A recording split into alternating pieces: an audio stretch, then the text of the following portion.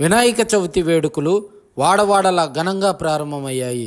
విఘ్నాలను తొలగించే గణపయ్యకు చేసే మొదటి పూజతోనే ప్రతి పండుగ మొదలవుతుంది. అది పండుగైనా వేడుకైనా వినాయకుని వందనంతో ప్రారంభమవ్వాల్సిందే. ప్రకాశం జిల్లా వ్యాప్తంగా వినాయకుని ప్రతిమలు ప్రతిష్ఠించుకొని పూజలు ప్రారంభిస్తారు భక్తులు. ప్రతి వీధిలో వినాయక మండపాలకు కొలువు తీరాయి. ప్రకాశం జిల్లా సింగరాయకొండలో ఆర్యవైశ్య గణేష ఉత్సవ కమిటీ ఆధ్వర్యంలో వజ్రాల వినాయకుడిని ఏర్పాటు చేశారు. విగ్రహం సుమారు 1.5 లక్షం ఉంటుంది. 1,00,000 వజ్రాలతో 10 అడుగుల ఎత్తున ఉన్న వినాయకుని విగ్రహం చూసేందుకు భక్తులు బారులు తీరారు.